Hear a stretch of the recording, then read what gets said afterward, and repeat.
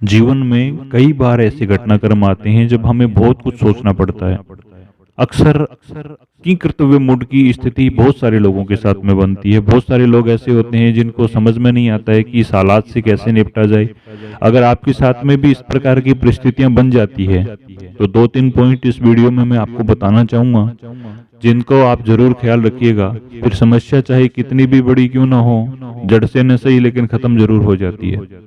अब उसके बारे में सबसे महत्वपूर्ण पहलू ये रहता है कि आपको समस्या का निराकरण करने से पहले समस्या का मूल्यांकन करना होता है। कि समस्या है किस चीज की, उसकी जड़ क्या है, वजह क्या है। और दूसरा इससे भी महत्वपूर्ण पहलू है कि भाई जब आपके सामने समस्या खड़ी हो तो उस समय आपके पास दो चीजें होती है, एक मन और एक मस्तिष्क। उस हालात को परखने के लिए मन काम शुरू कर देता है, मस्तिष्क बंद हो जाता है। होता है कि नहीं होता है? आपका दिमाग काम करना बंद कर देता है, खाली मन में भावनाएं आनी शुरू हो जाती हैं, डर हो जाता है, अरे इससे ये हो जाएगा, इससे बदनामी हो जाएगी, इससे ये हो जाएगा, इससे पुलिस आएगी, एफआईआर होगी, कोर्ट में जाएंगे, जेल हो जाएगी। बहुत सारी परिकल्पनाएं आप में उठती हैं कि नहीं उठती हैं?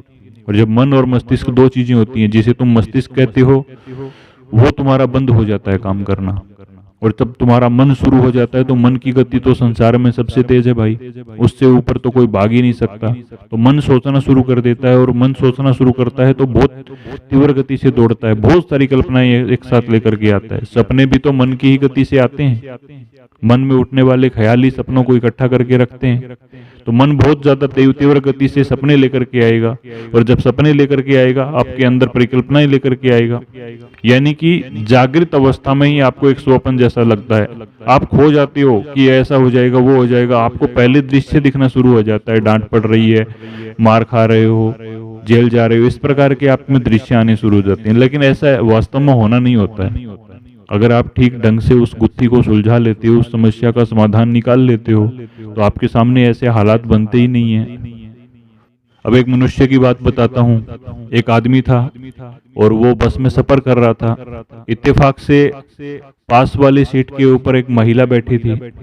सफेद कोट पैंट पहने हुए व्यक्ति बैठा था, और अचानक से क्या है कि बस ने धक्का लिया तो पास वाले जो महिला बैठे थे उनको भी धक्का लगा, तो उनका मुंह टच हो गया। तो उनके कोट के ऊपर उनके निशान बन गए लिपस्टिक के। और जैसे ही निशान बने तो वो व्यक्ति घबराना शुरू हो गया कि घर में क्या जवाब दूंगा, घर में जाऊंगा तो बोलूंगा क्या, मेरी पत्नी क्या सोचेगी, उसको कैसे यकीन दिलवाऊंगा, इससे मेरा तलाक हो जाएगा।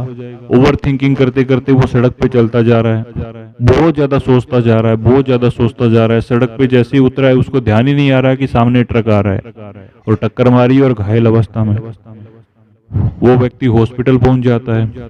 हॉस्पिटल पहुंचने के बाद में उससे जब पूछा गया कि भाई तुम ध्यान कहाँ था तुम्हारा, ऐसे कैसे एक्सीडेंट हो गया, तुम देख के नहीं चल सकते थे, तो उसने अपने परिवार में अपनी पत्नी के सामने स्वीकार किया कि ऐसे ऐसे करके घटनाक्रम हुआ था, और मैं डरता हुआ जा रहा था कि मैं क्या जवाब दूंगा, क्या मेरे साथ घटित होगा। और इस सोच के अंदर मैं इतना डूब गया कि मुझे यकीन ही नहीं रहा कि इस समय मेरे सामने कोई ट्रक भी आ रहा है, कोई ऐसा वाहन भी आ रहा है। और अचानक से एक वाहन आया, उसने मुझे टक्कर मार दी, और जब तक मैं संभलता तब तक तो बहुत देर हो चुकी थी। तो इस प्रकार की घटना उसके साथ घट गई। तो उसकी पत्नी ने कहा, इस प्रकार की तो मैं कुछ सोचती ही नहीं, आपके समझाने से तो मुझे सब समझ में आता है, तो मैं समझ भी जाती। अब आप एक चीज की उसकी जगह रख करके देखिए कि क्या इस प्रकार की स्थितियां जो प्रकट होती हैं उसमें समस्या वास्तव में उतनी बड़ी होती है? नहीं, समस्या का मूल जो होता है ना वो इतना बड़ा नहीं होता है। जैसे किसी भी पेड़ की तना जो होता है वो छोटा ही होता है, लेकिन शाखाएं बढ़ जाती हैं। ऐसे ही हमारा जो समस्या होती है वो तने के बराबर होती है, लेकिन परिकल्पनाएं बढ़ जाती हैं, हम कल्पना में उसको शाखाओं तक ले जाते हैं। इसलिए अगर कोई भी समस्या का समाधान जिंदगी में चाहते हो तो सोचना बंद करो और केवल उसके समाधान पे सोचो। उससे घटनाक्रम क्या होगा, उससे घटित क्या होने वाला है, उस पर कभी मत सोचो।